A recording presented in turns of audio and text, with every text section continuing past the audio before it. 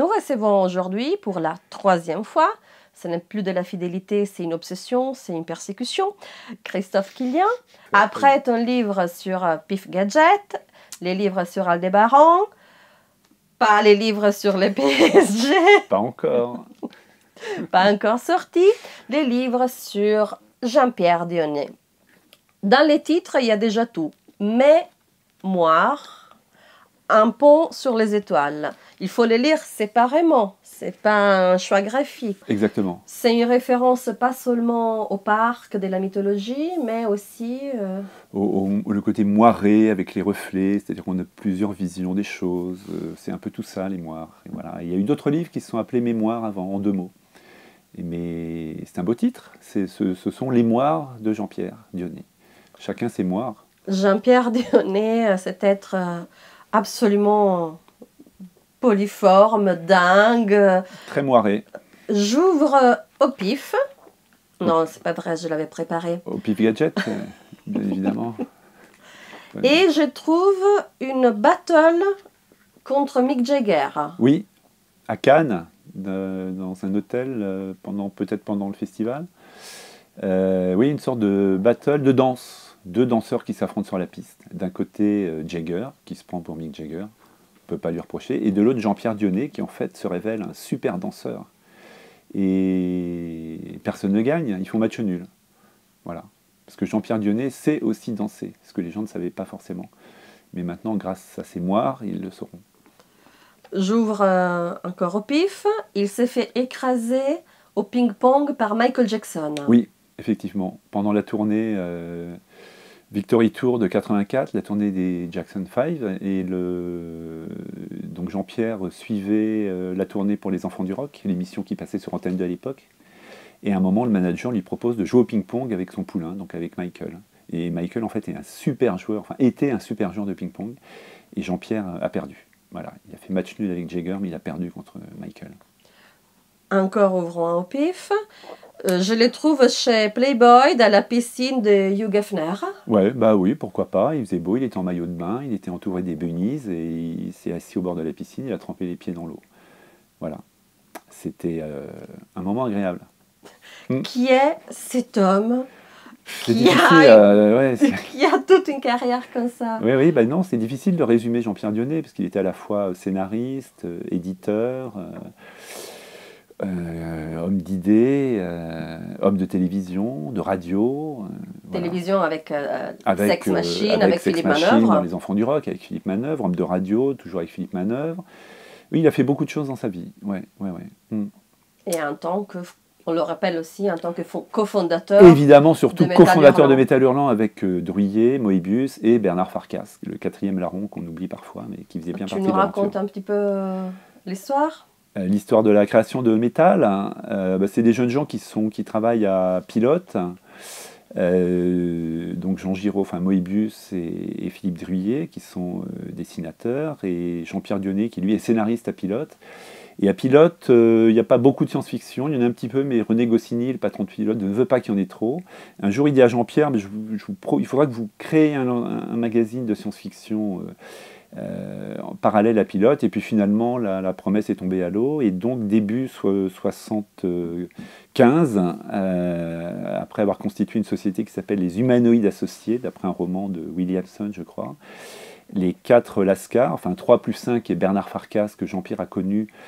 Quelques années plus tôt, Farkas travaillait chez Nathan, il voulait lancer un magazine qui s'appelait Snark et qui finalement n'a jamais vu le jour. Donc les Humanoïdes Associés créent Métal Hurlant, voilà, qui est au départ un trimestriel, qui traite surtout de science-fiction et qui va devenir un magazine essentiel, pas seulement évidemment sur la bande dessinée, mais pas seulement, aussi sur un certain nombre de réalisateurs de cinéma, des gens comme Ridley Scott, qu'on ne présente plus, Alien, Blade Runner, George Miller, qui a réalisé Mad Max et qui a sonné un jour à la porte de Métal Hurlant.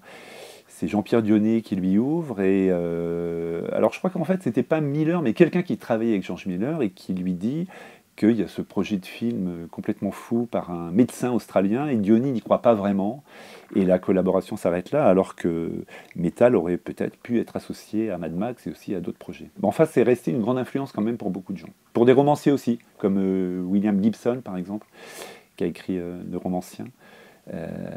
Voilà. Donc, ça, En quelques mots, parce que pour m'en parler des heures. Ça, c'est Jean-Pierre Dionnet pour le monde, pour le Pour reste le monde, du monde. exactement. Et Jean-Pierre Dionnet pour vous. Parce Pour qu'on moi imagine bien qu'aller travailler avec un Gugus pareil pour faire un livre de plus de 400 pages, Oui. ça a dû être assez... Non, j'oserais dire rock'n'roll. Non, ça s'est fait vite, on s'est vu 2 heures et puis tout était dans la boîte. Non, on s'est vu beaucoup avec Jean-Pierre, on s'est vu 35 fois 3 heures. Ce qui fait qu'il y avait 100 heures d'entretien. Et le plus difficile, c'était de s'arrêter un jour. Voilà. Le plus dur avec Jean-Pierre, c'est toujours de l'arrêter. Et à la fin, je lui disais à chaque fois, Jean-Pierre, je crois qu'aujourd'hui, c'est le dernier rendez-vous. Oui, oui, bien sûr. Et puis, il commençait à parler. Et à la fin, je lui disais, bon, il faut qu'on se revoie encore une fois. Voilà. Et j'ai découvert après qu'il continuait à dire des choses nouvelles dans les entretiens avec la presse, une fois que le livre était sorti. Mais c'est ce qui fait le charme de Jean-Pierre, évidemment. Il y a une partie à la fin que je trouvais quand même touchante, ressusciter mes morts, parce qu'on parle quand même de quelqu'un qui a été témoin et créateur pendant une quarantaine d'années, enfin quand même 4 décennies assez marquantes, comme on le disait, et qui aujourd'hui a dû enterrer Moebius et pas mal d'autres amis. Bien sûr, beaucoup de dessinateurs dont il était proche, des gens comme Gillon, effectivement, mais c'est le propre peut-être de ceux qui ont commencé leur carrière très tôt, qui ont fait travailler des gens de plusieurs générations et qui les ont accompagnés tout au long de leur parcours. Mais ils ne sont pas tous morts, il en reste. Druillet est toujours là, ce qui est quand même important. Voilà. Et d'autres encore, Bilal est toujours là. Enfin, je prends ça comme exemple, parce que Bilal et Dionnet ont travaillé ensemble sur une bande dessinée qui s'appelle Exterminateur 17. Donc la vie continue. Métal Hurlant revient sous forme d'une revue trimestrielle, de manière en alternance en fait. Un numéro est consacré à la création d'aujourd'hui avec des jeunes auteurs de bande dessinée, et le numéro suivant, c'est plutôt une sorte de Métal Hurlant vintage, entre guillemets, qui republie des grandes histoires classiques du grand métal historique, avec à chaque fois une présentation pour remettre dans le contexte de l'époque, pour expliquer à un jeune lectorat ce qu'était Métal Hurlant et en quoi ça a été important. Voilà, donc Métal Hurlant continue, et Jean-Pierre y est associé, puisqu'il est, je ne sais pas comment on peut le qualifier, c'est une sorte de consultant spécial sur Métal Hurlant, donc c'est une figure tutélaire de métal, et il vient faire du Jean-Pierre Dionnet et nous raconter l'histoire passionnante de métal qu'il connaît à peu près bien. Voilà. Christophe, merci beaucoup d'être venu. Merci à toi. Je ne suis pas sûre d'être là. Je crois qu'on s'est raffermé les jours. Il y aura ton livre qui sortira pour les PSG. Le fameux livre sur le PSG. On se voit au suivant. J'y travaille, mais peut-être pour le tome 2. Le tome 2. On verra. On verra si ça intéresse MyPub. Mais merci à vous, à bientôt.